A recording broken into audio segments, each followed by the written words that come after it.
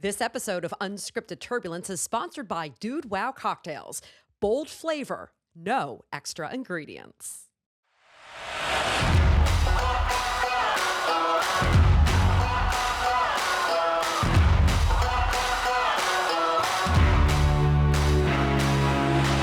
TV water.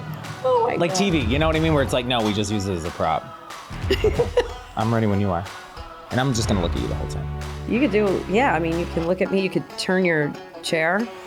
I've had people turn their chairs towards me. There have been times where I'm almost like all the way off of screen because I'm like so into it. Sometimes I fight with a microphone. I'm not gonna have like cliffhangers like Reese. I'm gonna just sit like this. You wanna start? You wanna do this? Yeah, you do it. You start it off and then I'll be ready to Okay, you ready? Mm-hmm. All right. Okay, here we go, my friend. go. Let's do it. Okay, so welcome to Unscripted Turbulence. I'm your host, Raegan Medgie. I'm joined by Brian Leckey. I just want to say in the words of Destiny's Child, I don't think your viewers and listeners are ready for this jelly. Oh, jeez. Yeah, so who's Ryan? So Ryan and I have known each other. I've been bringing a lot of people that have, impacted my life and all that kind of stuff on this show to begin. And Ryan's been one that I've been wanting to have on this show for a while. So Ryan and I, if you're watching, you'll see Ryan is very charismatic like me, very demonstrative. We're literally the same person. Yeah. And we worked at WNEP Newswatch 16 together. We met in 2009, I think. It was way back. Yeah. Yeah. I mean, yeah. we've been friends, I want to say for like more than like 12 years for sure. Oh, gosh. Yeah, right? Yeah. So Ryan, he has an incredible story and one that I'm inspired by. And when I decided to take the big ol' leap and leave TV in the rear view, I definitely had many conversations with Ryan. And he also inspired me to kind of really, take and harness life at its fullest and just run with it, believe in yourself and all that jazz. We've had many come to Jesus talks. Yes. Many. Yes, Yeah. we have. The first one I remember was back when I was at Fox 5. But before we get into that, I definitely want to let my viewers know a little bit more about you. So I'm going to let you explain, kind of like a TV person. You don't have to say and spell your first and last name, but your title. R-Y-A-N.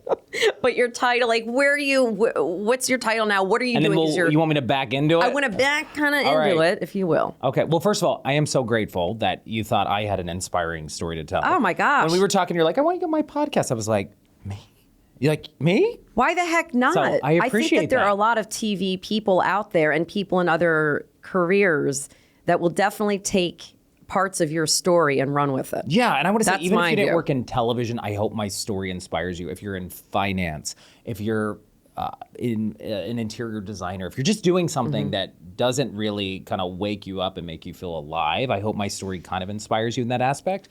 Because I think there's so many times that we just kind of do the grind, whatever the grind is, right? Yeah. You could be an attorney, you could be this, you could be that. And then at the end of the day, you're like, gosh, is this my life for the next few years? And I think there's been such a shift. For me, the big shift and the great awakening was during COVID, and I'll get to that, where I just started playing the tape forward, and I'm like, what do I want the next 5 years of my life to look like? Yep. And it wasn't what I was currently doing.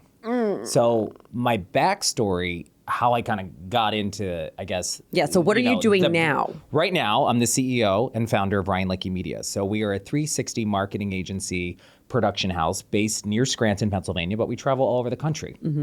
I like to tell people we're like the Swiss Army knife of agencies. There's nothing we don't do. All of our stuff is in-house. We don't shop our production out. So I have a team of software engineers. We're coding websites. We're doing Google Analytics, social ads. I have a production team where we're, ideating, scripting, producing commercials, placing ads, in Pennsylvania and all over the country. And you've been doing this, and just to give people a reference, I love me some timelines. Yeah. How long have you been doing this? So Leckey Media has been open now about 3.5 years. Holy crap. And I'm up to a team of 19. And I look back and I'm like, how did this happen, right? And we'll get to that. Because I really think, when you start a business and you start a journey, like, for me, I couldn't see how great it was or even envision it like where it is today, right? Because you start and you think like, okay, this is kind of like my plan, the 6 months, the 1 year, this will be great if we do this. And everything has exceeded my wildest expectations. And it's not just because of me, it's the people I've surrounded myself with, the people I've hired, the people I've invested with. If there's anything I think I've always had a great knack for, and I think that's what the journalism chops taught me, because I started in television when I was 18 years old. Yeah, you have a wild beginning. I was a guy who used to ride his bike to his hometown TV station, WJAC-TV in Johnstown, Pennsylvania. And where is Johnstown, just so people... When I was a kid. So kind of like near Pittsburgh, about 2 hours from Pittsburgh, near State College, Penn State land. We are. Yeah, I'm a Pitt grad, I won't judge. You went to Pitt? I did. I did my undergrad at Pitt, at the University of Pittsburgh at Johnstown. But my mom's a Pitt grad. My Get mom out. lived I in love Pitt. Pittsburgh. When the Pitt-Penn State game would always go on, I would always go for Pitt, not Penn State. And then years later, I go to Penn State online campus for meteorology. I remember that. Now, yeah. So it's kind of wild, right? Like I always knew, I think I was one of the probably few middle schoolers, right? When the Today Show would come on in the morning, I'd be like, crank it up. And I would always replace my name. Matt Lauer at the time was on the Today Show with Katie Couric. And, they would be like, this is Today with Matt Lauer and Katie Couric. And I'd be like, with Ryan Leckey and Katie Couric, right? So I knew, I was like, I want to work in morning television specifically, right? I was like, I love morning TV because there was all this crazy stuff you got to do. So I started riding my bike to my hometown station. And back in the day, I was young and I would pitch ideas. I would take my Trapper Keeper. Remember those? Oh, you're kidding. Maybe I'm showing my age. I'm 29 in Bro Talks years, by the way. Oh, wink, for wink. the love. Well, I always I'm 45. I will thrive at 45. I'm so proud of my 45. Yeah. With your 29. And you look great. How do we know each other that long if I'm only 29? No. I'm 42. Funny. All right. The mathing isn't mathing. So I used to ride my bike there. I would take my little Trapper Keeper and I'd pitch ideas for teens to watch the news. And I would wait for the general manager at WJC-TV. It was a guy named Dick Schrott who was phenomenal. He was like, okay, let's hear your ideas. But back then, I didn't know the key demographic for television was 25 to 54-year-old women, right? That was the key demo. And it still is really a strong one for, broadcast audiences. And, I'm pitching ideas for teens. And he's like, that's not really our demo. But anyway, thanks. And then I always kept in touch with him. Long story short, they had a part-time job opening behind the scenes in production. This is back in the day when things were not automated, right? Oh, there was no social media. No automation. Literally, if you wanted, it was VCR tapes. Yes. It was that kind of thing. So I was the guy who was doing audio, tapes, I don't even think LinkedIn was back then. No, I don't think any of it existed. Yeah, no. And then, loading tapes, playing tapes, taking those out during the newscast. So I learned the ropes and really got ingrained in production. So I did that for 6 months. But then at the time, I was working a lot of weekends. I was pretty much working full time while I did my undergrad at the University of Pittsburgh at Johnstown. I was working in the production side. So I'd work insane long hours on the weekends. I'd work weeknights. And then, a couple people left the news department at that time at that NBC station, where my first job was at WJC. But I was always on my downtime in production going up to the newsroom to be like, how do you write scripts? How do you do this? Right? And I had a lot of great mentors. And then all of a sudden they needed help in the newsroom. And they're like, hey, we can move you up there. So I started as a one-man band. Wait, so you didn't go to school for journalism? It was more I was production. in school full-time. No, I was in school full-time for communications and I had a minor in PR. But I was literally learning my dream job while I was in college full-time. And I was making, you ready for this? $6.75 an hour. And I always look back because people always think in television, they're like, yeah, look, by the end of my TV career, when I said, okay, it's time to leave, I was making great money, right? And then we saw the shift, right? Those contracts weren't the same anymore. Things were changing. Negotiating? Yeah, right. Sure. No, there's no negotiating. Yeah. So, $6.75 an hour for 4.5 years while I was at WJC-TV in Johnstown. I got a bump to $10 an hour a few months before I left. And I was like, I'm killing it. I would have done it for free because of the training I got. And I ended up... That was a masterclass. Yes. I ended up clawing my way into the newsroom, right? So I started as a one-man band. So I was shooting, I was writing, I was editing stuff. And then I was like, hey, do you think you can let me voice a story and kind of be on TV? So then you would start to hear my voice in stories, but you wouldn't see me because I also looked 12 because I was 18 years old. You did look very young. I had this horrible comb over. I mean, did you have the frosted tips? Yeah, I did. One point, I looked like Zach Morris from Saved by the Bell at one point, right? And I had to be careful with that. But at the time, right, when I started, I think that's the other thing that I'll come back to. I think if you're looking to leave a career and make a shift, no matter what age you are, like for me, people are like, how did you know it was going to work? I was like, well, I didn't, but I knew the grind and the hustle I had inside me. Like I had a fire, and the one thing I will say, and I get it from my mom, her work ethic, I will outwork anybody. I'll be the first one in. I don't care if I have to go in at midnight, at 2 a.m., whatever. I'll work a 15-hour day, then I'll go to school all day. I'll get A's. I will grind and I will outwork people, right? And I just knew my hustle, that wasn't going away because I already had it. And at the time when I started like part-time in production, just for a short beat before they moved me pretty much full-time, I was working in television. I had a part-time radio show. At the time, it was Power 92.1, where I did like the Hot 9 at 9, right? Like, remember where people used to take their cassette tapes and like record the Hot 9 songs of the night? Oh so my gosh. I was like, I guess a version of like Ryan Seacrest I was trying to be before Ryan Seacrest was Ryan Seacrest, you know? But at the time, you don't think about that. No. I had that job. I also worked a few hours as a pharmacy tech at a friend's pharmacy to make money. And I was a lifeguard at the Holiday Inn in Johnstown, Pennsylvania. And then when they got rid of lifeguards, I moved to the front desk. So I had like 3 or 4 jobs while I was in school, right? Like I was constantly like, got to make the money, right? I was paying for my tuition. Like, you know, I had some support from my parents, but like I had to really like lock in and, you know, it was on me. So some people are not born with that. Or do you think you were born with that? Or was it nature versus nurture? You saw your mom hustle. I saw my mom. My mom was a single mom for a number of years in her life, right? And I saw how my mom would hustle, right? My mom could put in a 15-hour day and then she'd go to school. She would drive to Pittsburgh, 2 hours down, 2 hours back at night. She'd get in at 2 a.m. She'd get back up at 6 a.m. and she'd be working nonstop because that was before they had like online classes. Yeah. So I always had great examples between my mom and my stepdad ahead of me. Like, this is how you dig in and this is how you work, right? This is how you're expected to show up every day. So I never lost that. So, you know, to come back to what I did in television, you know, so then I started voicing stories and I sounded like a 13-year-old girl, like mouse. Like my voice was terrible. Like I was like, you know, and I look back and I'm like, oh my God, why did they let me on the air, right? And then all of a sudden I started, I'll never forget, there was a national story that people can still Google. It was the Q Creek mine rescue, the 9 miners who were trapped underground forever. For like, I don't know how many days it was, I forget. But I mean, all these networks were there and they needed so much help. So not only was I voicing stories, I got my first stand-up in a story. So a stand-up was where you would see me in the story. And then after that, I'll never forget, you know, there was my first live shot I ever did. And it was such a tragic story. There was a state trooper who was shot and killed in the line of duty. And they brought in, and I was working that weekend as the reporter, but they brought in a more experienced reporter to cover the nuts and bolts on how this unfolded, how it happened. And my only job was to be live at the hospital with an update on his condition. This is before he passed away. So literally, it was like a 30-second live hit. Hey, I'm here at, you know, Conemaugh Hospital in Johnstown where the trooper's condition is blank, and here's what's happening now, and we'll have more updates as we get them, right? Like, nervous mess. And I worked with a really talented photographer that day who I remember got called in on the weekend and he lit it up. He was so talented. It looked like Dateline NBC, right? There was like ambulances with the lights going. The whole hospital was frame lit it up. ever so slightly. And I'll never to get forget it that. And that was my first live shot. But after you did it once, after you did the stand-up once, the live shot once, they're like, all right, let's see what else you can do. And then the rest is kind of history. I solo anchored my first newscast when I was 19. Again, I looked like I was 12 with a horrible comb over.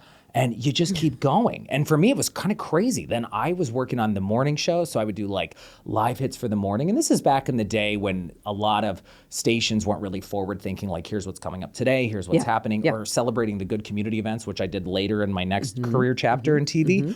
And at the end of the day, like I was covering like, I don't know, it could be city council meetings from the night before, whatever, but I would go in at like 3 a.m., I would leave at 9. I would go to school all day. Sometimes I'd come back in to finish my stuff. I'd work like 15 hours on the weekend to make up my time to hit full-time hours. They were really flexible with me. But I'd go to school all day, and it was kind of crazy because people were like, hey, I just saw you on TV talking about blah, blah, blah. And I would be in classes with professors teaching people like, this is how you write for broadcast news. I'm like, that's not really how it works. But it was like such a boot camp, and I'll never forget that. That's interesting to be able to do the actual profession before you really got into the profession. And what I do want to make mention is that you're not arrogant. Well, I appreciate that. And I will say this because I've worked with you, I'm friends with you. You know, for all the information you have and all the hustle and everything you've given into this industry, you know, you could have easily during that college class been that peacock guy who was like, oh, no, that's not how it's done, because there's always one of those in the class. Never. You were always so warm and welcoming to anybody who wants a little bit of help or insight. I Right. just want to tell you that. Well, I appreciate it. Because I think that's why I mean, obviously, why one big reason why we're friends, but like you really are a good human. Well, that means a lot. And I think also because like my mother always kept me in check, right? But I will say that I've also had probably like you've seen in our industry when you're in broadcast news or when it's the entertainment industry, I had some people, I had great mentors, but I also had some examples ahead of me that I'm like, I don't want to be like that. Right? A lot of people that I was like, You have to thank them because you're like, I am never going to be like you. Yeah. And I'm like, you really think you're like all that? And sometimes it'd be like, get over yourself, you know? So I had bad examples ahead of me that I'm like, okay, I don't want to be that person. And then to fast forward to kind of how I got to today, I remember I was graduating from the University of Pittsburgh at Johnstown. I sent out 68 resumes and VHS tapes. Remember the I VHS remember tapes those. with my demo reel, right? Yep. Again, I and the look like paper resume in with the it. whole thing. And this is back in the day when a lot of stations would send rejection letters, right? You'd get the postcard, hey, we received your application, we received your tape, you know, we're going in another direction, but keep in touch down the road, blah, blah, blah. Yeah. I had enough rejection letters to wallpaper a small bathroom. easily, right? So I sent out 68 resumes and VHS tapes, and then I got 3 phone calls. One was in Sarasota for a station there, but it was at like a small market. It was like, at that time, it was like market 60, and I was in 98. So the lower the number you went, the more people who saw you, the more money you allegedly made in TV. I had a Sarasota station call me. I had a station in, I think it was around like Illinois, maybe like a small market, and then WNEP TV in Scranton, Pennsylvania. And so what's interesting about NEP contacting you, that's a middle-sized market. That's like 45, Totally. I think at that time, or somewhere in the 40s. And it took me a while to get there because I was at TV2 in Allentown, Pennsylvania, which is no longer in operation. And it was one of those shops. And then I went to Elmira, New York. Yeah. And then I went to WNEP, but I had to like constantly reach out to NEP. It's a behemoth. It is like the gorilla Of in stations. the room. Oh, At the time when I went there, they had the highest rated morning show in the country. So that didn't mean they had more viewers than, say, a New York City station. Because on the Nielsen charts, though, the amount of viewers they pulled, it was just insane for that market. Yeah. So, but how I found out about the job, 2 people who worked there at the time worked with me in Johnstown, Pennsylvania. And they said, Julie Sidoni and John Meyer, they literally just said, look, we're going to send you this opening. It's up to you to get in the door and prove yourself, right? They didn't, they said, look, if they ask us about your work ethic and who you are, because at the time I worked with both of them and they knew like, okay, this kid grinds, right? Because I would always go up in the newsroom and be like, John, Julie, how can I learn this? How can I, let me help you with this, right? Yeah. And I was like nonstop, like in their ear because I wanted to learn, I wanted to grow. And then, so I got an interview. 6 months passed, like nothing happened. I'm like, okay, I didn't get the job. Actually, it wasn't that long. I should say 3 months. And at the time, I was still at WJC because I was like, I want to make the right move. And I still had a job. And then by the time I left there, they had me doing fill-in weather, which, oh my God. And I give you credit, right? The chief meteorologist would actually produce the weather forecast at 11 at night before he left for work, and everything was automated. So I just had to come in and be like, oh, it's 70 here, and look at this blue H on the screen. Like, I didn't know weather, right? But it also taught me like how to ad lib and think on my feet, right? I was 21 years old and I'm telling people like, here's what you need to know to plan your day. And I was like, thank God he put this together because I don't have a clue how any of this works, right? I would see a big cloud and I'm like, this could be cloudy today. Maybe it's sunny. I don't know, right? Your best bet, step outside and see how you feel. So I left there anyway. So then I had another interview and then I got the job. And even when I went there, I mean, people were so supportive, but then some people were like, what's he doing here? He's so young. He's 21 years old. Yeah. I was the youngest on-air person at WNEP at the time, like I was at WJC. So Tom, the morning anchor, Tom Williams, who I just love, he nicknamed me Baby. And they called me Baby. That's Everybody where in the that came newsroom. from? And it was hilarious. I mean, there was like men, women in their 40s, 50s, 60s being like, hey, baby. And I'm like, hey, what's going on, right? But every day, and it kind of reminds me back to Barbara Walters' book where she named it Audition. Every day to me felt like an audition because if I screwed something up, they're like, he shouldn't be here because he's 21. Yep. That's why he shouldn't be here. More pressure on he you. He only worked at one station before us, and other people went to like 2 stations or 3 before they came there. That's always the argument. Yeah, and it was a media market. Now I tell people, look, you could graduate college and work in a top 10 for what they're paying and what they're offering, right? So the industry has shifted a lot. But anyway, so I went there. I was on morning TV again. And I know like the hours were brutal, but also it lent itself to like the most fun and for what I wanted to do, right? But for close to 22, 24 years, I went to bed at 6 o'clock at night. and I got up at 2 a.m., sometimes midnight, right? And I know you've been there. And I did it because I was like, this is what I got to do. I had a lot of control over my schedule, my segment I produce. So when I started at WNEP, like I was doing some of the overnight news and here's what happened. Yeah. But then I was like, we should be forward thinking. I was really like tuned into the Today Show, Good Morning America. I'm seeing what they're doing. I'm like, they're talking about what's coming up today or tomorrow or like celebrating good stuff.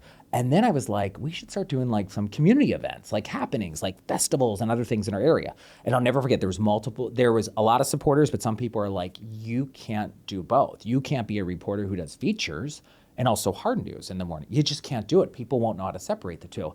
And I remember telling people, I said, why not? Diane Sawyer does it every morning. And this is the time Diane Sawyer was on the Good Morning America as the anchor. And Diane 1 minute would be jumping on trampolines with Teletubbies outside, Good Morning America studios in Times Square. And then the next minute she's sitting down with the president. And I said, I think viewers are smart enough to get it, that when you have to have a serious conversation, they know it's time to like lock in and we're going to be serious and we're going to sit around the kitchen table and we need to talk about this. Yeah. And then when you're fun, you're fun. And then I started developing this segment called Leckey Live.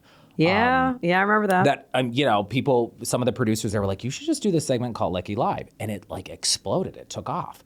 Like where I would do like community feel-good stories. I did a lot of special projects that was part of Leckey Live, behind the scenes of television shows, that kind of thing. And it just, one thing led to the next. It was a lot of support from viewers who were like, oh, look at this kid, right? But I think they watched me grow up. Like I was, 21 years old there when I started.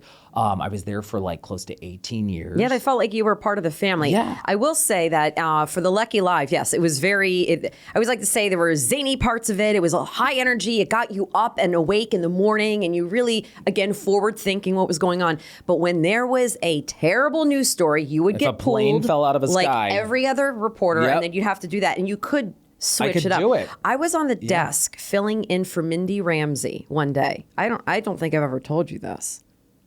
And I'm sitting there and I'm with Tom, and there was some fire that happened. I think it was a fatal fire, and you were on it because you had to get uprooted from what you had done. And I remember Tom saying, he knows how to do it. He was just, and that was one of two times, because another time when you were doing one of these really like high energy live shots, I'll never forget this. It was a guy who, I think it was a fundraiser. This guy had a very special, like a battery pack or something in his body where if he turned it off, his muscles would contort. When he turned it back on, he was fine. Do you remember this guy? You had him on live TV turn off whatever mechanism was in his body to make his muscles not be controlled like ours. And he kind of started conforming. And you talked him through it and he talked you through it. And it was this beautiful human moment. And Tom Williams was like, there is no one else who could pull that off but Ryan. Wow. Oh, I will never forget that. And the guy put his battery pack back on. And then he came back to like his muscles were relaxed and fine. It was, and I think the story was about him and raising money. I think that tied into the charity campaign. I also yes. It was something to Yeah. that. Oh, it was whoa. But I think the one thing, and I think you'll agree with it, when you do like feature stories, right, where you have to think on your feet and you're hamming it up with people, and there was sometimes I had 400 screaming kids at like a high school auditorium from 4 a.m. till 7, right? Every shot I did, I wanted to go big. Yep. Right? How do we keep leveling it up? But doing those live shots where you had to think off the cuff, that to me, so when people be like, oh, you're really good at breaking news, and don't you want to do more of that? Here's the thing, breaking news to me was easy because everything was there, right? When you had to interview somebody about how to grow your grass or trim a shrub at 4:30 in the morning, you really had to get creative and like think on your feet or make it really great, right? Or like tune-ups for your lawnmower. I mean, we did that way back in the day. I'm like, why are we doing this? That is hard to make lively and exciting in morning television. But heaven forbid, when a plane fell out of the sky, it's all when right there. something horrible happened, I remember covering mass shootings, everything was right there. So you just had the talk. So that's why doing the features and doing like the Leckey Live fun stuff, it set me up for the hard news because you didn't have to think. You just went there and like, here's what's going on. Yep. But I had a great opportunity there. Like, I'm always forever grateful to that chapter because it set me up for the chapter I'm in now. Because in Northeastern and Central Pennsylvania, where I'm based, I built a brand. People got to know me. There's credibility there. People, You walk down the street, everybody knows you. they trust me, and I'm so grateful for that. I never take that for granted. But that job set me up for this chapter. And when I look back, people are like, "Oh, why didn't you leave like 10 years ago?" Because I wasn't ready. Like, the timing had to be right. When I Talk about that. because timing is like everything. And I want to school. say for people who are like, "Oh, I don't work in TV though," I hope you can relate to this if you're in a job where you're just like, "I'm bored out of my mind and I'm not growing." Yeah. So for me, like, I worked at NEP 18 years and I got to do everything I wanted to do, right? I did behind the scenes of TV shows. I had interviewed like, sitting presidents at the time, like, at a parade, like President Bill Clinton, I caught up with him, right? Like, I was able to do some of that stuff. And, the way television contracts get better is when you're going to leave somewhere and they want to keep you, right? So I almost took a job, I'll never forget it, in Denver, Colorado, and I had some other offers. And at the time, that's when our former assistant news director, Carl Abraham, got promoted to the news director. And he saw the value in people, and I'll never forget. Yeah, he did. He hired me. I almost left, and I'm glad I didn't, because like this life, what I'm living now would have never happened. They like doubled my contract. And I was like, well, how the heck can I leave if they're going to do that, right? So I stayed.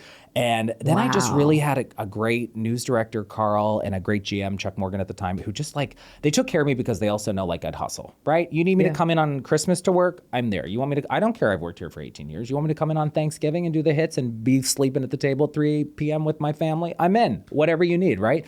And I think they saw that, but they also, unlike a lot of companies in the industry now on how it is, not only like entertainment, but news, people don't value that. Like, they just look at like, how do we keep costs low? How do we give you that 1% raise? And the thing is, for you to have your salary doubled, just so people understand, that doesn't happen too often. That said, this specific company at that time, at that moment in time, it was, I want to say, was it owned by, when I worked there, it was TV, 5 LLC? media groups owned Right, the place, okay. Right. So, and you always thought, oh my God, are they going to cut me? They're going to cut me, whatever. And depending on what company owns you. But in this specific moment in time, they saw your value, they saw your worth, and they paid you for it. Yeah. And that felt good. And and that's why you're going to stay with it, and you're going to work hard, and you're going to hustle. But that, learning from my boss, Carl Abraham, I'll never forget, and I'm always grateful, and we still keep in touch, how he treated his employees, where he's like, I see what you bring to the table, so I'm going to fight for you. Even though corporate was in his ear, like, no, 2% raise is all you can give. And he was giving me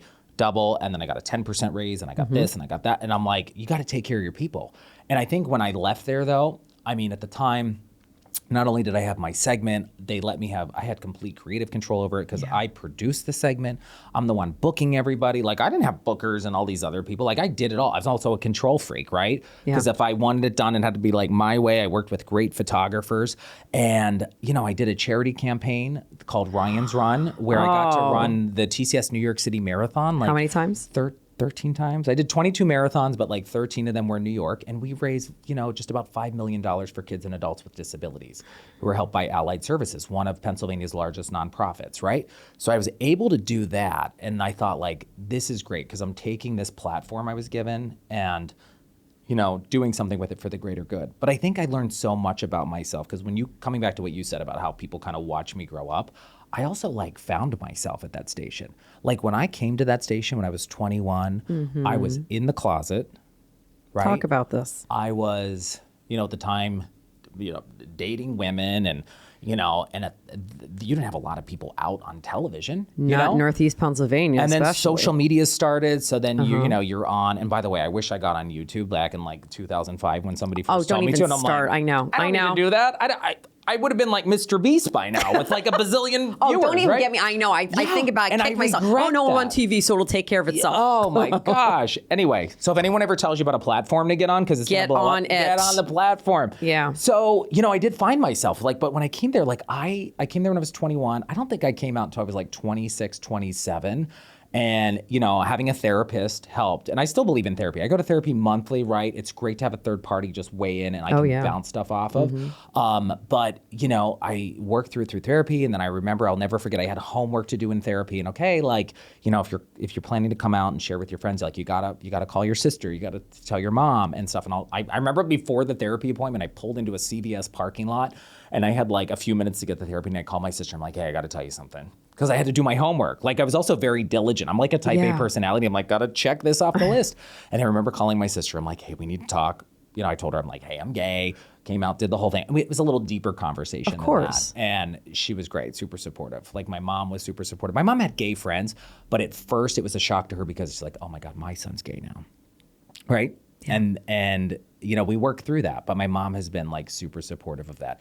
And so at the station, I found myself, but everyone was so supportive there. I was going to say, because I think I was there when you did come out. I don't remember like anything. It was just kind of happened. Yeah. And I think too, like some people were like, we kind of knew anyway. And they would be like, like, we get it. You want to go to lunch, by the way? Or like, hey, let's grab a coffee. Yeah. Like everyone was so supportive. But that's the one thing I always loved about, I literally grew up in a television newsroom. What I loved about it, the diversity in newsrooms. Because you had to think, like, you could not go in with blinders on stories. Yeah. So I loved that part of my job. I also loved how it made you think really fast on your feet. Like, I live for that. I think people who work in journalism, whether they're print journalists, any type, right? They're so sharp. Yeah. They're so smart. Because I have met some people and they're just so quick on their feet. And you're like, man, or they're great with zingers and one-liners. And I'm like, oh my gosh. They're also some of the funniest people I met that you don't always get to see on television. No. Right? Because they're just they got to hide that if it's depending on what they're, So covering. I think I look back and, you know, to lead into how did I get to be the CEO and founder of Ryan Leckey Media, you know, and have 19 people on the team, right? You know, during COVID, I remember talking to my partner, Matt, about this. And, you know, Matt and I have been together who you're still with 12 years. Almost 12 years. Christ. And I always say I could not have made this leap without Matt's support, right? He was so supportive because, you know, and at the time when I brought it up even to my family, they're like, why would you quit a good job? Like I had a 6-figure paycheck. Yeah. I had health insurance. I got to kind of call the shots. Like you kind of felt like a rock star in that area because everybody watched that show. And sometimes when you work in jobs, especially television, you think, oh my gosh, if I leave this, am I going to matter? Is anyone gonna care about me or give a crap, right? And sometimes I think no matter what field people are in, they stay where they are because they can't get out of their own way. Yeah. You know, and I had some people ahead of me who left, who like hung it up on their TV career. Somebody went out to run for a state rep job. They lost, eventually got back in the television. I had a woman I worked with on the morning show who's like, I just want to be a mom and I'm over this. And she struggled with the same thing, who's like, I remember that. Am I going to matter, right? Yeah. So I think, you know, but for me, after 18 amazing years there, I started seeing the shift in broadcast news. The audiences were declining, right? Corporations were getting stingier with how they gave raises and bumps to people because advertisers started going to social and to streaming. Yeah. So the money that used to come into broadcast and, you know, stations wasn't what it used to be. It wasn't what it was in the early 2000s, right? No. So I saw the shift coming. And I remember, and I'll never forget this, I always say people are in your life for a reason. And even if you think like, oh my gosh, I don't like this person, they're not for me. They're there to teach you something. And I will never forget it when I was thinking of leaving TV because my contract, my 3-year deal was up. They wanted to re-sign me. They offered me any shift I wanted. And at the time, my boss had retired at the time. So we had a new news director who worked there for like, I think she was there probably a year, who she didn't last. They ended up getting rid of her after I left. Oh, she was part of the corporate that came over. Corporate thing, right? Nice woman, but I'll never forget. I said, well, if I'm going to stay, you know, here's the raise I'm looking for, right? And I will never forget when they came back and just lowballed me. And I said, you know what? I am so glad that happened because had she given me the bump I wanted, which wasn't an insane amount, it was just more than like a 1 or 2%, I probably would have stayed. And for me, that was the whoosh, kick out the door I needed. No kidding. And let me tell you, when I knew 6 months out I wasn't re-signing, and then I kind of told her like 3 months, okay, this isn't going to happen. Those 3 months were probably the most emotional 3 months that I can remember in the last, 10 years of my life. And the reason for that is it's easy to leave a job and a career when you absolutely hate it, when you hate the people you work with. I love the people I work with. I mean, and you have to. When you got up at 2 a.m. and you're rolling in there all caffeinated at 3 a.m., right? These people they're like your family. They are. The stuff that you go through in morning TV is It the is photographers so- you work with, these Oh, people my know gosh. you inside and out. And they have your back, right? To work with people who have your back. And I always say work- it's like a partnership, like a cop. yeah, like a partner. Yeah, Yep. It's almost like a marriage, right? Yeah, Like, that too. You know, when you, You work get with your deep- you get deep with photographer them. that long, they're like they become either your brother or like it's like your work wife, your work husband. They're part of your whatever. family. Yeah, and honestly, the 3 months, I remember my partner Matt would come home and he was supportive. He's like, do whatever you want to do. And I knew in my head, I just said, you know what? Because even before I left TV, we come back to this because at the time I'm like, well, what am I going to do? I can launch a marketing company. I'm good at social media, but in my head, the marketing company didn't look like it did today, right? Because you just figure it out and you shoot your shot as you go. But I remember when I was thinking of making the decision and Matt's like, do whatever you want to do. And I just said to myself, like, okay, I'm not going to die if I do this. And it was so emotional. My brain's like going all over the place now. I have the attention span of a hummingbird, so I'm trying to land the plane. No. for You can keep it up in the air. But I think the end of the day, like when I knew I was just gonna leave, I was like an emotional mess to Matt, and I would be crying when he came home, literally crying. Yeah. That I'm like, I think I'm like, I don't know if I'm making the right move. What if I leave and I throw away this career? Right? Because at the time, even the corporation who owned us at that time, Tegna, they were great to me. They're like, oh, you could do this for the company and corporate.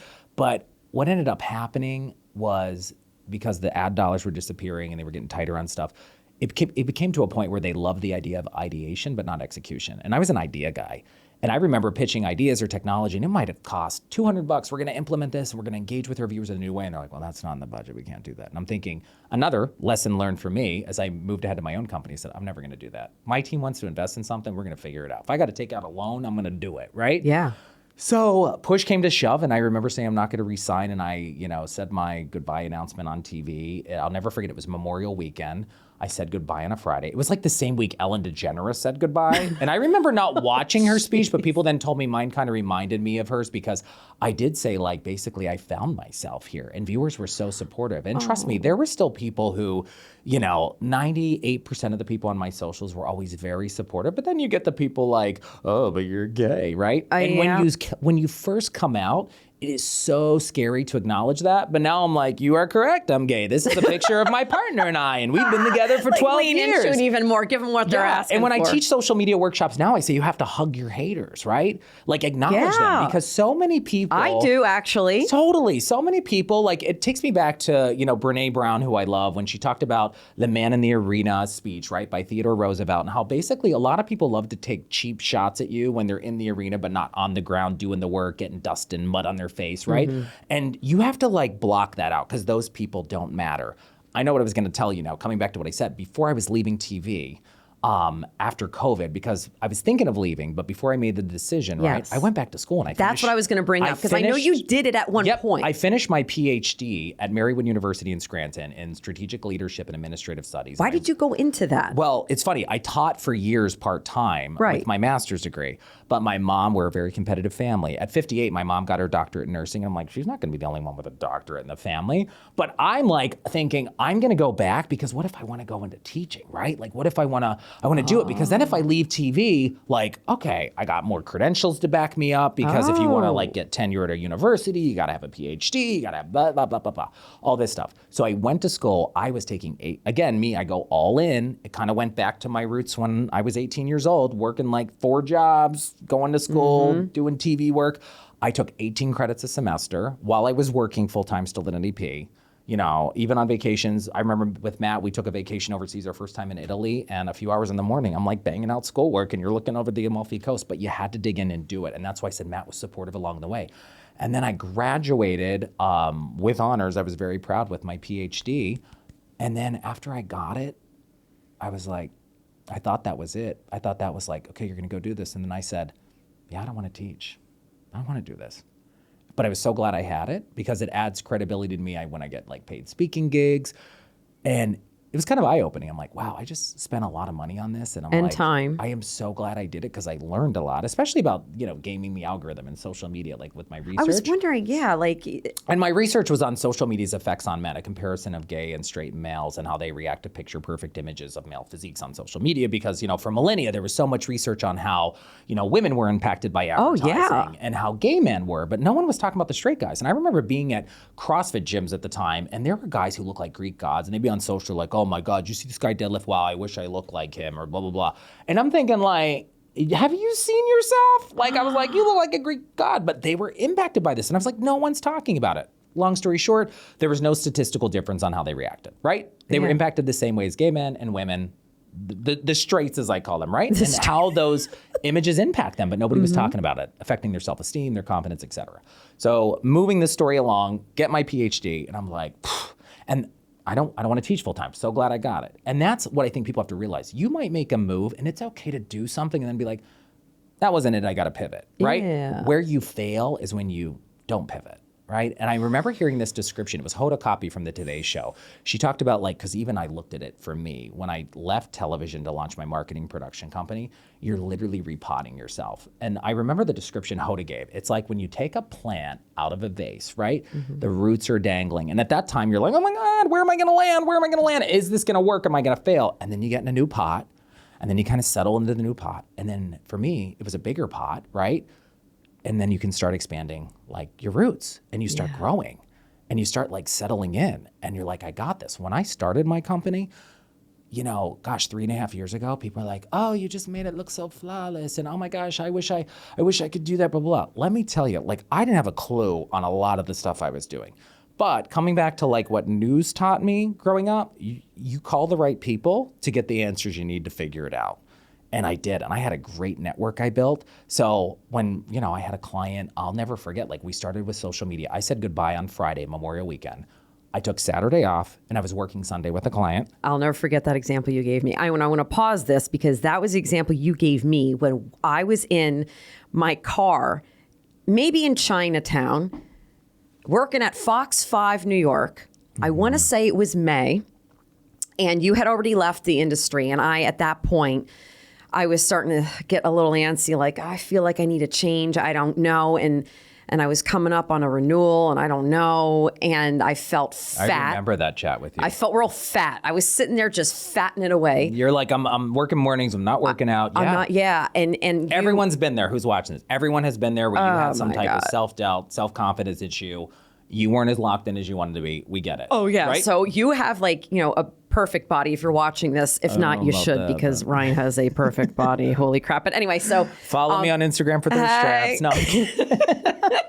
And he's taken, so don't get any funny ideas. So I remember seeing a picture of you and thinking, how the hell are you doing this? And you're like, oh, it's Stronger You. At the time you were doing that. It was macro tracking, it right? Was macro. I was like, I want to preface this. This is before there was any discussions of GLP-1s on the radar or anything else, no, right? No, there was nothing. This is back in the day where this was 20, I want to say. 2012? 20?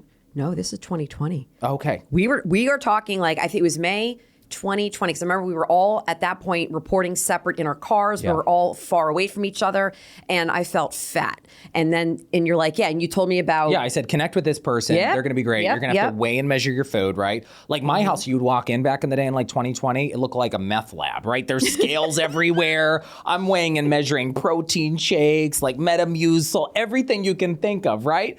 And then you just start like memorizing stuff, right? Where people be like, oh, and I'm like, oh, 30 grams of protein in that. And like, there was a point I was so crazy because like, whether it was my PhD, whether it was the job I went in when I was 18, I would just get so locked in. And I also think that's a superpower of like people who have diagnosed ADHD. I'm one of them. Yes. I take medication for it, but I think you get so, I'm like an open book, right? You get so locked in and hyper-focused on something, you're like, I'm going to kill it. I'm going to nail it, right? Yeah, you were so into it. And then we started talking about the job, and I remember you saying, are you ready to go? And I said, I don't know. And you explained that you did, how you did it, and you said that there was a point where you talked to the GM and they really wanted you to stay at Newswatch 16. You said, I have to go because I need to grow. Yeah. And that was a new general manager at the time. And I remember she said to me, she was offering me Julie Eisenman, she was great to me. She said to me, I want to offer you any shift here. right? We're going to try to get you more money. It's not going to be exactly what you want. Any shift, like, what do you want to do? You can do all these ideas now. But to me, it was like too late. Like, I've been pitching some of these ideas. Right. And I just remember she said, look, I would love to keep you. You're incredible at what you do. You have a relationship with the viewers. But she's like, I think you got to go shoot your shot, right? And I'll never forget when she said that to me. I'm like, she's right. And it was almost in a weird way, like your boss giving you a blessing to be like, go ahead and do it. But in my head, I was like, I need to go. And I think people get so scared, and I would tell anybody in any industry you're in, play the tape forward, right? I don't care if you work at a production house. If This you is work what you at a told me in that bank. car. I remember Yep. telling When you, we and I were said, yep. Reagan, you have to play the tape forward 5 years from now. Do you want to be getting up at midnight or 2 a.m.? Do you want to be covering snowstorms? Do you want to be exhausted all the time? And I just felt like, you know, because I was meticulous with my sleep, right? Just like everything, the nutrition, the sleep. I was getting Especially 8 on that hours. shift, too. 8 hours, because, you know, I didn't have a job I could tuck my head in a desk. You had to be on in live TV. And just when you thought like, hey, I'm going to go cover this fun event, I mean, you could have a mass shooting that day and you had to be on. Oh, yeah. So I really valued my sleep, but at the end of the day, I felt like I was missing my life. Right? Oh gosh, that's And that's how it happens. So many careers for people. And I remember my partner Matt would come home after work. It'd be like 5 o'clock, 5:15, and how was your day? And I was yawning the whole time he's telling me about it because I'm dead tired. I just want to go to bed. We didn't eat together at night, right? I would eat my dinner by myself at 3 o'clock. I do like my personal space to recharge because when you worked in television, right, especially when you had 400 screaming kids on the show, other people, like, you had to give them that energy back, right? Because if you have showed nothing up- left in the tank. Yeah, I had nothing left. My social battery would be drained, and I'm very extroverted, and then I would just recharge, right?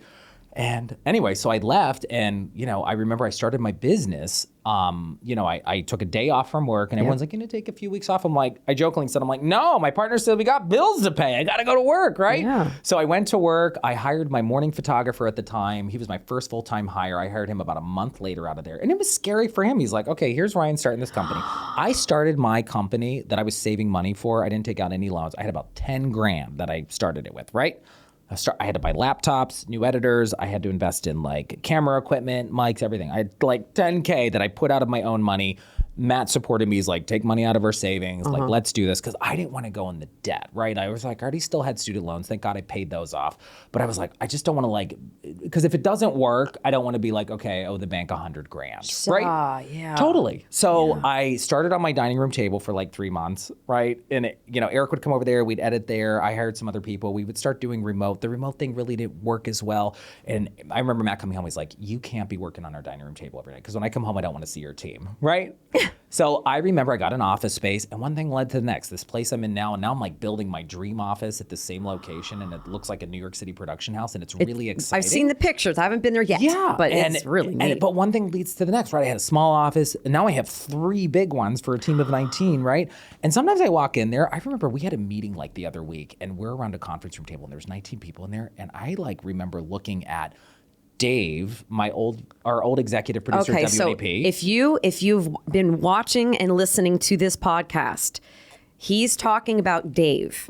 The episode I interviewed Marisa Burke, whose husband Yeah, I remember. enticed young boys. Yeah, so that whole episode, I started crying about Dave and Marisa. But yeah, so that's the Dave he's referring Again, to. another great mentor and person who played a huge role in my life. So he retired, right? And I remember being like, hey, you want to work for me part-time? So he works for me part-time. But I remember looking at him in the meeting like the other week, and I go, like, can you believe how many freaking people are around the table? And I look at the video, I'm like, how did we get this big? You know, and I think the thing is, and people tell me this, but sometimes you can't see it, right? Because sometimes other people can point out like, hey, that's your strength, right? Like that's the Easter egg you have that you can like pepper in and make people's lives better. For me, I always have a great instinct for hiring.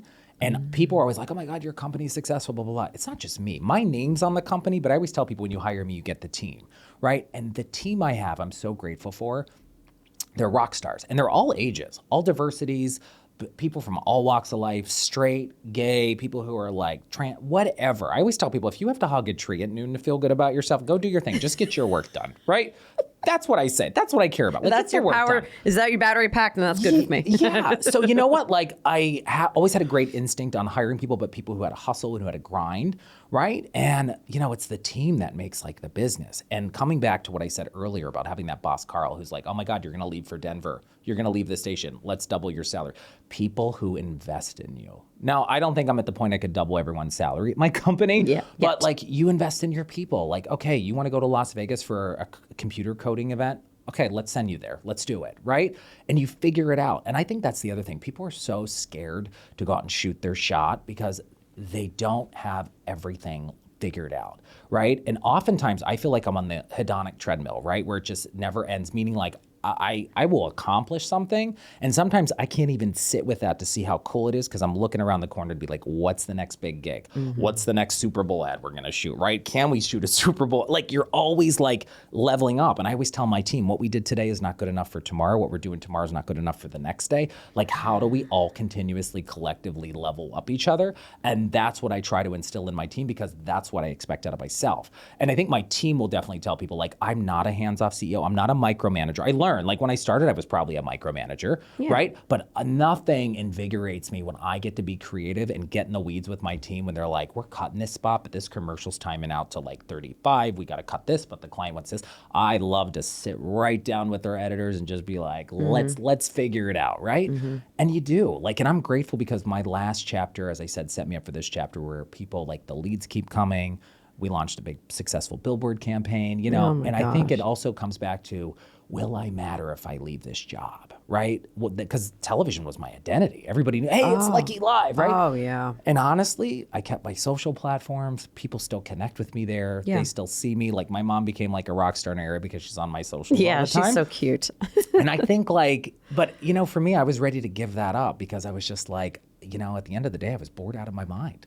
I did the same thing for 24 years. I'm terrible at math. That's also why I worked in TV. But I was just bored, right? And I just thought like, is this my life? And the harder you stay at anything, whether it's a marriage, whether it's a job you're at, whether it's a sport you're playing, the harder it is to leave. We have a couple more minutes left. And I could honestly talk to you all these forever, all these nuggets. There undoubtedly will be somebody listening. In fact, I received a text, as I was telling you right before this taping of this Somebody podcast. ready to shoot their shot and do something else, They right? really want to get the hell out of news. And mind you, I talk a lot about news because that's just in my orbit right now, obviously. Well, that was your life for so many years. I mean, hello, so in Pilot, because we call my husband Pilot, Pilot was telling me that I got to branch out beyond news. I'm like, I know. But for right now, the season just happens to be, and I think it's kind of telling because the industry is pivoting and everything. For those people who are listening, and let's say it's just not the news person, it's just anybody who's just thinking, yeah, but how do I just go? How do I do it? Is there any kind of piece of advice out of everything you've said? And this is a very big ask, right? Was there one thing that helped you at that one moment where you actually were like, I'm out. I can do this. I'm ready to go.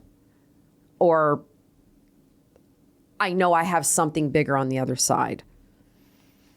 It comes back to what I said about playing the tape forward. And I'll never forget, I said earlier, well, I'm going to quit this job, but I'm not going to die, right? I interviewed Meredith Vieira when she started her new talk show, because that was one of the behind the scenes things I did. And I remember asking Meredith that same question. And I said, Meredith, everyone's saying talk shows are a dime a dozen, right? What's going to make yours different? How's it going to have longevity? I know you got this question from a million people. And she goes, well, at the end of the day, I think it seems like a really fun opportunity. I'm going to learn a lot. And if it doesn't work, I'm not going to die, right? And I remember being like, dang, Meredith, okay, that makes sense. Right? But I always remembered that, right? And at the time when I interviewed her, I mean, having my own marketing and production company was not on my radar. But I always think back to that. And it's scary because I think too, I grew up almost, when you have a single mom, sometimes there's like a scarcity mindset in the house, right? Are we going to there was a time when my mom was a single mom. We were living in, an apartment complex that was almost like public housing. And we were eating Fruit Loops and tuna fish some nights. Literally, this is a true story. Really? And we had friends who would be like telling their parents, like, I want to go to Ryan's, we're having Fruit Loops and tuna fish. And their parents are like, what the heck? And I remember that. And I think you have the scarcity mindset. So for me, I was so nervous to leave any job, even my first JAC job. I was making $6.75 an hour, but I'm like, can I make this elsewhere? I don't know if I should quit. And you have this scarcity mindset. And that to me, I was like, oh my God, am I going to be able to earn a living? But when I had somebody like my partner, Matt, who's like, we're going to be okay. And we're going to figure this out. Because I knew, look, if the teaching thing didn't work out, maybe I'll go into PR. If this doesn't work out, maybe I'm going to try this, right? But I was just done. And I think if those whispers for you keep getting louder, like they did for you and you're calling me in your car, right? For anybody who works in any field, I don't care if it's television, and every day you're walking and you're like, God, I don't know if I can do this another day. I don't know. Here's the thing, like, and I know it's cliche, life is so short, right? Yeah. And it should be a wake-up call. And, you know, for me, I look back at the lesson that I learned from my mom, who was like 90 pounds soaking wet, fitness fanatic her whole life, ate chicken and broccoli, I swear, her entire life when we weren't eating Fruit Loops and tuna fish growing up. And then here was my mom who had to have like an aneurysm repair and ended up with a triple bypass, right? Because, you know, her labs look great on paper, but inside there was like serious heart disease in our family, right? It doesn't discriminate. And for me, that was a wake-up call that I thought, oh my God, I thought she had it all together with her health and everything. And like, she literally, you know, there was some touch and go moments where she almost died, but I was like, for me, I was like, what am I doing? Like, why am I holding on to this when I'm like, I was just bored out of my mind. Love the people I worked with, but I was like, I need a challenge. Yeah. And that's why when I started out my company, and to answer the question, I'm trying to give you a short answer for people who are like, okay, I need to change. I need to do something else. Like, you're not going to have it all figured out. I had maybe 8 bullet points as my business plan. That's another thing. People are like, oh, I need a business plan. I need a PDF. I need 20 pages. No, you don't. Like, and I'm proof. Like literally every day. And I always say, how do you eat an elephant? One bite at a time. Every day I was That's like, what Pilot says. How do you eat an elephant? Every day I was like, I'm going to pick up the phone. I don't know, you know. And what's crazy is as I grew, some of the clients who hired us, right? I'll never forget one of my first like big clients we landed 3.5 years ago, big personal injury law firm. I knew the people. I worked with them when I did morning TV, promoting their community events. And I'll never forget, they brought me in, this woman, Sue, who I learned so much from about like just business. She brought me in to a meeting, and I thought like I was just meeting with my attorney there, because he was my attorney, like, okay, do I have my business contracts made? Or, you know, am I covered? Do I have the right insurance? Like, you know, like just make sure, look at my contracts. And I walk in and there's all these attorneys around the table, and she goes, pitch yourself. Why should we hire you and fire our Philadelphia marketing agency? What? And I was like, huh? So I went in there and did my we call it in TV, tap dance, right? You got to like fill the time and do it. But I was legit. I was like, we can do this, we could do this. And at the time, I didn't know how to handle some of the media placements, but I was like, you know what? I'm going to go back to my news roots. I'm going to call the right people. I knew the people to talk to be like, how do we figure this out? Let me know am I reading these post logs right for television? Is this the best placement for these ads? And the more you do it, the better you got. I didn't have a clue how to do half the stuff we're doing now, right? And it's scary, but I was like, if there's one thing I could count on, coming back to the beginning of your podcast, it was my work ethic, my grind, my hustle, and listening to my gut. And that's what I tell people. Trust your instinct, because if something speaks to you, as the kids, right? The kids do this. Oh, yeah. I heard about that. As something speaks to you, and as those whispers get louder, if you're hearing them, whether you're in a relationship you don't want to be in, a job you don't want to be in, you got to listen to it, because I'm amazed. And a lot of the people, coming back to what I said, the man in the arena, Theodore Roosevelt's speech, right? A lot of the people who don't want to, who are the ones giving you cheap shots on social media or telling me like, oh, you're gay, blah, blah, blah. Those are the people who have a profile picture of like a Corvette or a Mickey Mouse, right? Like, and you just kind of say like, I'm not going to listen to you. Yeah. And you just got to do it. And look, at the end of the day, you're not going to die from it. Right? So say you're working in finance now at a place that you're not really happy, but you kind of like the finance, go work somewhere else, right? And you just have to grind. And I think the other thing is believe in yourself, right? Because I'm betting on myself right now. I am betting on myself. Because there's always going to be somebody who's going to tell you like, I don't know if that's a good idea. And there's a number of people told me, why would you give up a 6-figure contract in TV? You have it made, blah, blah, blah. And I was like, appreciate your feedback, right? Feedback. It's appreciate feedback. it. I'm sure. It's your opinion. I need to do this. And this is how I feel. It was the best move I ever made. And where I am today, every day, people are like, could you ever imagine you're doing all this? No. I was a guy with 8 bullet points as a business plan 3.5 years ago, right? And now we're like a multi-million-dollar company 3.5 years in. And, you know, there's a lot of expenses that go with it. Of course. But now you're like, holy heck, will every year be as great as this year? I hope so. But, you plan for that. You hire the right people. Do I know how to do payroll and accounting? No, I hired a You always business- told me that. I Hire the hired a people who business know. manager off the top. I don't know how to do, like I said, I'm not great at numbers or math. No. You hire a great business partner, right? A business manager who's looking out for you, making sure you get paid. I hired a great CPA, right? And you get people in. That's the other thing I'll tell you. If you're going to start your own company, I don't care if it's a coffee shop, I don't care if it's a sewing company, get the right people in from the ground level, because that'll prevent you from making mistakes. There was a time when I started, my mom's like, I'm great with numbers, and she's like, maybe I'll do the payroll. It wouldn't have worked, right? Like my mom and technology and all this other stuff, yeah. right? It was a big lift, and I had the right people involved. And you also have to surround yourself with people who are going to call you out on your BS. And that's what I love about my team. Yeah. That's what I love about the people I work with, where I'm like, hey, I think we should invest in blah, blah, blah. Or maybe I should cut this client a deal, blah, blah, blah, because they're like, no, because this is the lift it's going to take. Or people who aren't scared, you need your trusted voices around you, no matter what you're going to do. The people you can lean into and say, these are the people I can call, right? And for me, it's my partner, it's my mom, it's some people on my team, like my chief creative officer, people I can lean into and be like, do you think this is a bad move? And they're like, I don't think it's a good move, and here's why, right? Because you don't want, in any business you work in, you don't want all yes people around you, right? And a number of people, especially in entertainment, get the yes people around you. You want people to call you out on your BS. And sometimes you can agree with it and sometimes you don't, but it at least puts things in perspective. And then you can look at things from 30,000 feet and realize, is this going to set me up for the next chapter? Is this where I want my life to go? And if it is, then shoot your shot and pull the trigger. Perfect. And I think that's good.